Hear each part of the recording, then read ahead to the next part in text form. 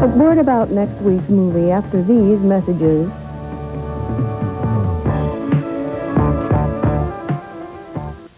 Hundreds of specially tagged January clearance items at Coulter's Furniture include a round-trip Northwest Orient airline ticket, but only while the tickets last. Coulter's Furniture.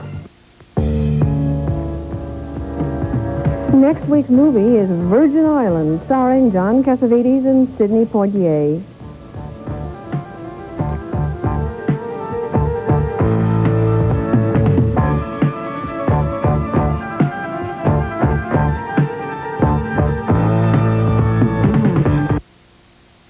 This is WVTV Channel 18, Milwaukee.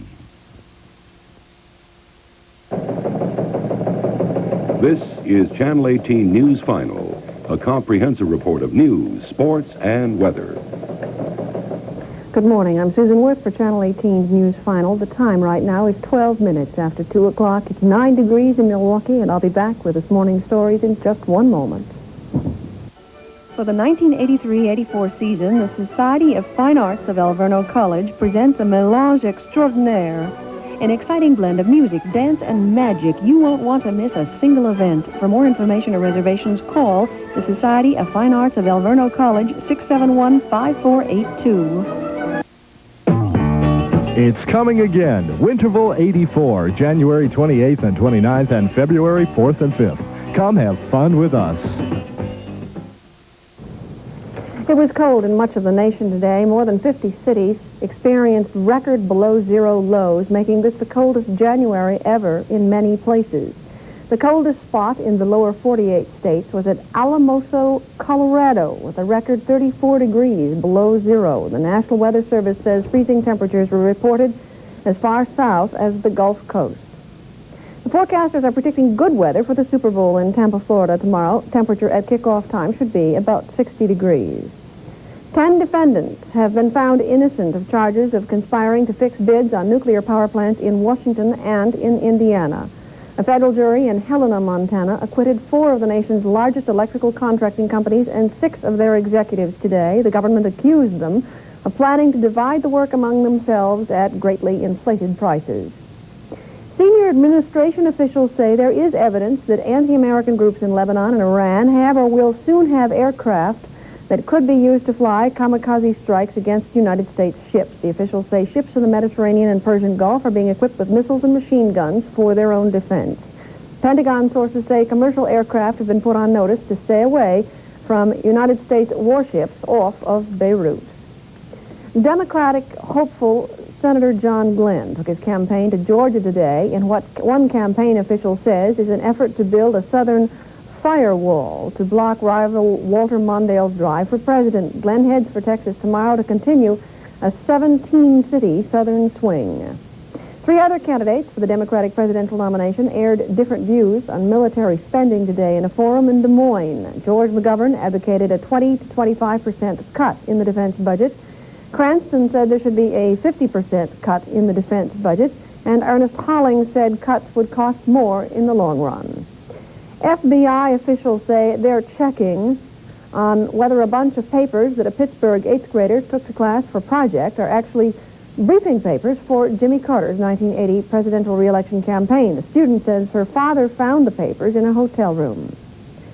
Residents of the beachfront city of Galveston, Texas, went to the polls and voted no for the question of whether or not gambling casinos should operate on the island resort. That no vote was cast by 60% of the voters in a non-binding referendum. The Greater Galveston Beach Association has claimed casinos would bring billions of dollars into the local economy and rescue the city from decline.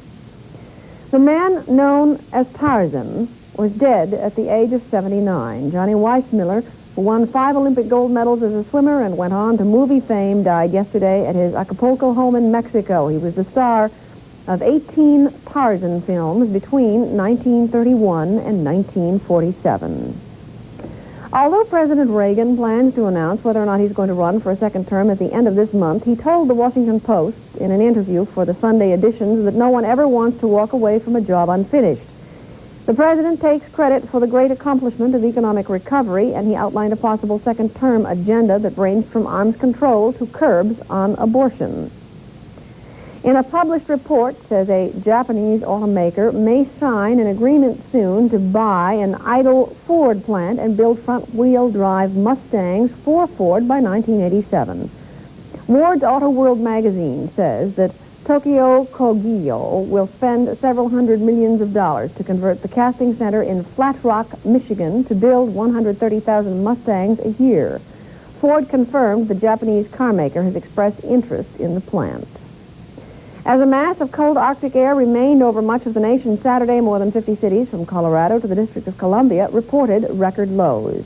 The National Weather Service says freezing temperatures were reported as far south as the Gulf Coast. At least 30 deaths in a dozen states are blamed on the combination of cold and snow over the last week.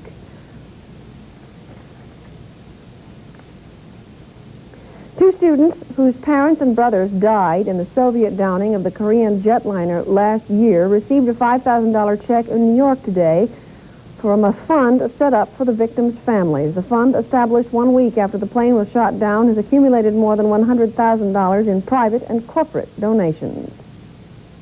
President Reagan today dismissed the warnings of economic forecasters who say that high budget deficits will sabotage any economic recovery.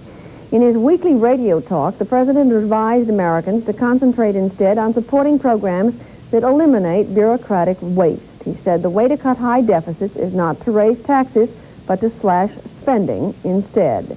And a member of Congress from Montana, Patrick Williams, says that the president's attempts to scale back government services are undoing the good they've achieved and are dividing the country. Delivering the Democrats' weekly address, Williams said the results of President Reagan's policies have been foreclosures, bankruptcies, recession, and joblessness. But the government says that 1983 was a very good year for the economy, and some economists say this year could be even better. Officials say last year's 3.3 growth in the gross national product was the best showing since 1978, and it signals an end to the worst recession since World War II. Commerce Secretary Malcolm Baldrige declared the economy normal in almost every sense, except for huge trade deficits. Those deficits are expected to continue to grow this year, and analysts say that's one thing that could spell trouble for the economy. The government has sued 28 people and companies in an effort to fix legal blame for dioxin contamination in Missouri. An Environmental Protection Agency official says the action should be a message to polluters nationwide that the government intends to get tough about hazardous wastes. The official says the suit was filed after a month of unsuccessful efforts to negotiate a settlement with the defendants. The Ford Motor Company is recalling about 4,400 of its 1984 model Continental Mark VII cars to correct a problem with the steering column and the anti-theft locking mechanism. Ford says the mechanism is designed to lock only when the gear selector is in the park position, but says that some of the cars, the column could lock even though the gear shift selector is not in park. The National Association of Professional Engineers has come out with a top 10 list of engineering achievements in the last 50 years, and on the list is nylon, transistors, pacemakers, and the space agency's Project Apollo. The association's president says the list is to pay tribute to the achievements realized during the group's 50 years of existence.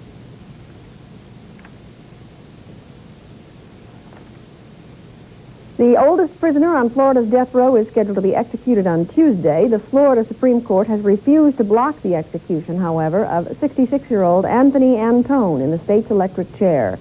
He was sentenced to death for the murder of a former vice squad detective. On Monday, the convict's lawyers will make another appeal to a federal court in Tampa. 3 Ohio utilities have decided to convert the Simmer nuclear power plant to a coal-fired facility. The plant is about 20 miles east of Cincinnati, Ohio. In a news conference today, a representative for the utilities said that they doubted a federal license for the plant would come through. A consulting firm also estimated it would cost $3 billion to complete construction on the plant if it remained nuclear. 6 East Germans seeking asylum in the United States Embassy in East Berlin say they will not eat until their communist government gives them exit visas. The 6 who entered the embassy yesterday have appealed to President Reagan to help them flee to the United States. Additional police are stationed outside of the building as United States and East German diplomats are talking to resolve the standoff. News reports call the case Norway's biggest spy scandal of the post-World War II years. Authorities in Oslo say police have arrested the deputy chief of the Foreign Ministry press office on charges of spying for the Soviet Union. The state radio says the official admitted he met with the KGB agents on various occasions and then gave them classified documents. Poland's Roman Catholic primate is expected to meet tomorrow with labor leader Lech Wałęsa. Cardinal Joseph Glemp arrived in the Baltic port of Gdansk today. He's also supposed to meet with a priest under state investigation for allegedly abusing freedom of religion by speaking out in support of the outlawed Solidarity Labor Federation. A federal jury in Montana, as mentioned earlier, has acquitted all 10 defendants in that trial of 4 of the nation's largest electrical contracting companies. The jury also acquitted 6 of those companies' executives who had been charged with trying to fix bids on nuclear power plants for the states of Washington and Indiana. The Air Force announced today that it's carried out this country's first flight test of an anti-satellite missile fired from an F-15 fighter. The Pentagon has argued that the anti-satellite weapon is necessary to keep pace with Soviets. However, arms control advocates fear the new missile is going to only broaden the weapons race. There's a published report today that Army Reserve general found hanged last week had taken out $750,000 worth of life insurance. But the report in the San Antonio Light says the policies aren't any good in the case of suicide. A medical examiner in Texas has ruled that General Robert Ownby committed suicide in spite of a note found pinned to the general that said he was murdered. According to an Interior Department survey, the United States has an abundance of fresh surface and groundwater. But the survey notes supplies in some states seem to be threatened by pollution from industry and sewage treatment plants. The report identifies several major water policy issues government officials are going to have to face, including interstate water conflicts and acid rain. Lava sprayed 130 feet above the top of Hawaii's volcano today, a day after it sputtered back to life, continuing an on-again, off-again eruption that is now more than 1 year old. The Navy's nuclear power submarine, the United States Augusta, was launched today in Brayton, Connecticut on the 30th anniversary of the launching of the world's first nuclear sub, the United States Nat'l. The new vessel, designed to fight enemy subs and surface ships, must still undergo about 1 year of work before it is commissioned and joins the fleet. The eastern half of El Salvador was blacked out overnight by guerrillas who attacked a power station. 4 National Guard members were reported killed before the rebels were finally driven off.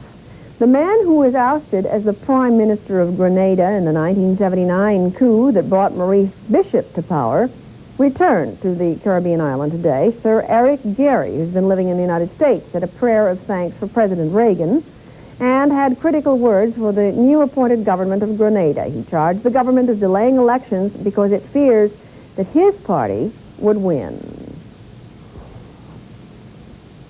A warning comes today from a United States senator that Soviets have developed 2 types of submarines. The warning from Republican William Cohen of Maine came at ceremonies in Connecticut where that nuclear sub was launched.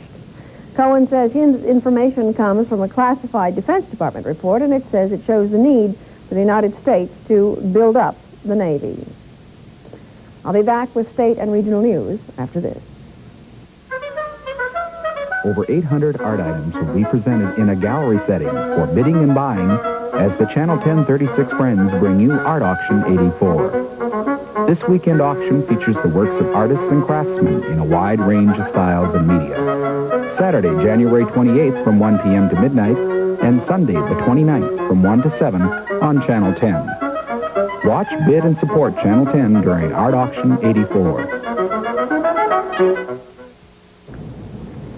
pilot program is being suggested by 4 Republican state representatives who say it will show people how to reduce their heating bills. The program is based on a Minnesota project, and it calls for a warm room pilot program by heating only part of the house. The proposed bill would designate $10,000 in federal money for use in that program.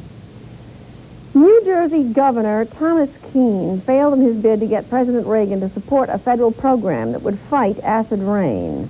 After a 40-minute session with the president yesterday in the White House, Keene said, "I got the very strong impression that the president knew the action had to be taken." Keene said the president, however, wants to make sure that he's moving in the right direction. Acid rain, which is precipitation bearing sulfur dioxide, is believed to come from, in part, Midwestern factories. It's endangering freshwater life and crops in the Northeast.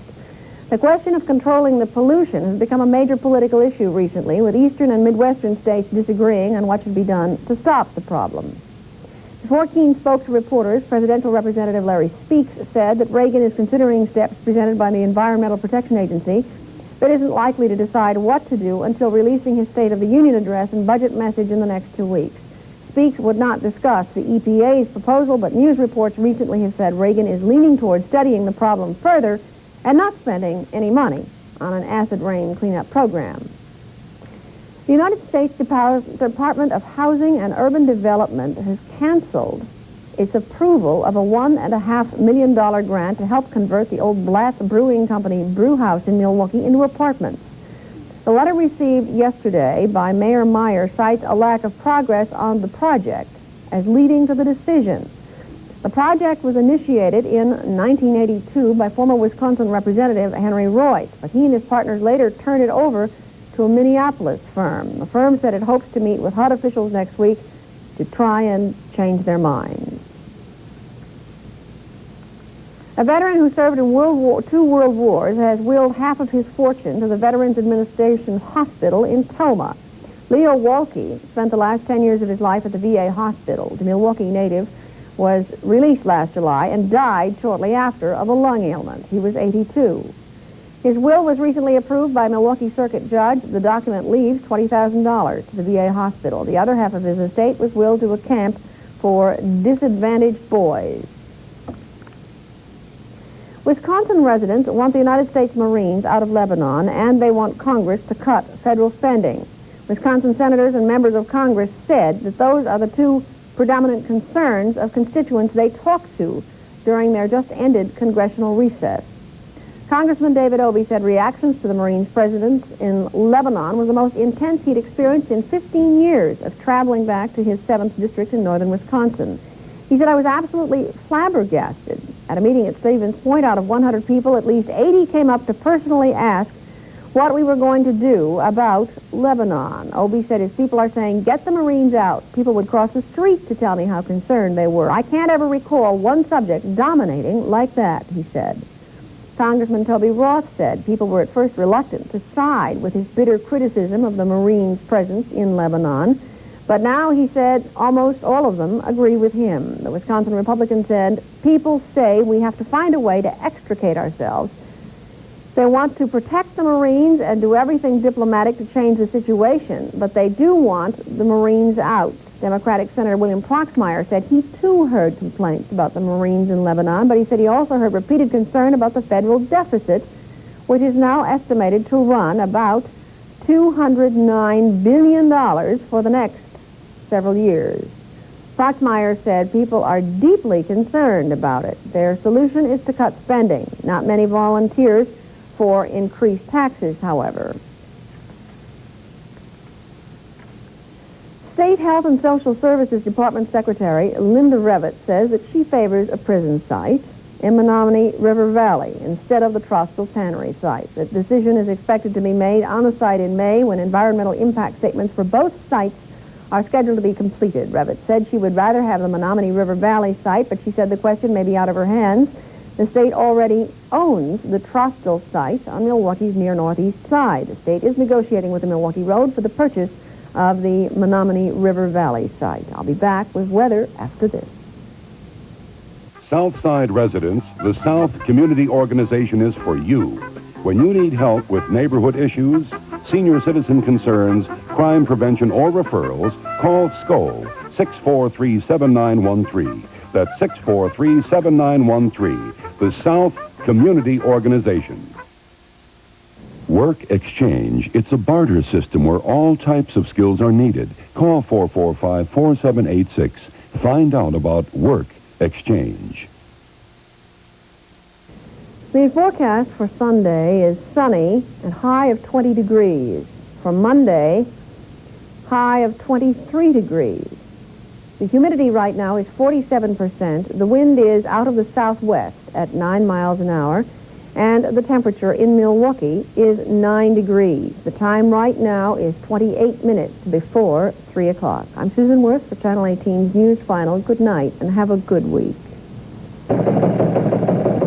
This has been Channel 18 News Final, a comprehensive report of news, sports, and weather.